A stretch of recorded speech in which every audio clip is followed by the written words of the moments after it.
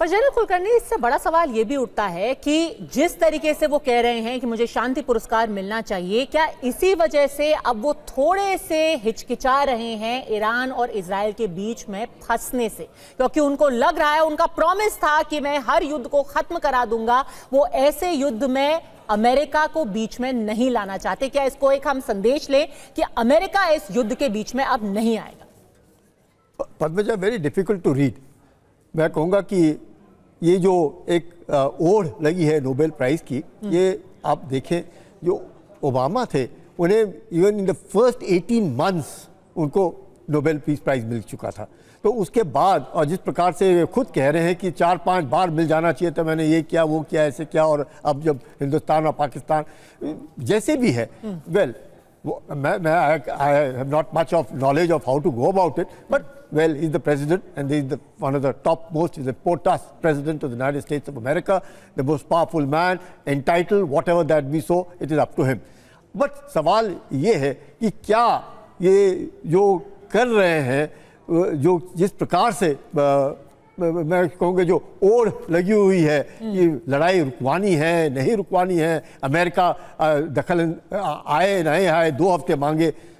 सवाल ये है इजराइल के साथ अमेरिका खड़ा है, इसमें किसी को शक नहीं होना चाहिए। इजराइल के पास 2 चीज़ें हैं अब इस लड़ाई के अंदर, इंटरसेप्टर्स कितने रह गए और मिसाइल्स कितने रह गए, क्योंकि air domination, air supremacy over Tehran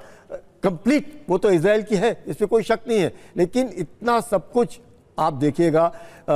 the Iron Dome 70 kilometers, you have David Sling 300 kilometers, you have the Arrow system 2400 kilometers, सब कुछ होते हुए भी, और हर एक इसमें 12 batteries, each battery covers 60 square miles, each battery has got 3 launchers, each launcher has got 20 interceptors। इतना सब कुछ करने के बाद एक छोटा सा इजराइल के अंदर भी ईरान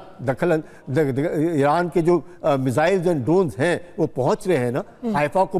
नुकसान पहुंचाया है, तेहरान उसमें टेल अवीव में नुकसान पहुंचा है, लोग मर रहे हैं। इजराइल ने आज तक कभी इस तरह की लड़ाई नहीं देखी है अंदरूनी, 1948 से लेकर के आज तक जितना नुकसान अब हो रहा है, तो कहीं ना कहीं ईरान कर पा रहा है। लेकिन इसके बावजूद भी अमेरिका क्यों नहीं क्योंकि अमेरिका को मालूम है कि आज नहीं तो कल इजराइल तो युद्ध जीतेगा, इसमें तो कोई शक नहीं। तो दखल अंदाजी दे करके फिर चीन, फिर रूस जिस प्रकार से खड़ा है, क्या आपको लगता है कि ईरान कब तक लड़ेगा? जब तक उसके 5000 मिसाइल जो कहा जाता है, उसके बाद 5000 मिसाइल है, ये भी मान लीजिए कि 3-1000 इस्तेमाल हो गए, बर्बाद हो गए, जिस प्रकार से इजराइल ने उनकी टॉप मिलिट्री लीडरशिप खत्म कर दी, टॉप न्यूक्लियर साइंटिस्ट खत्म कर दिए,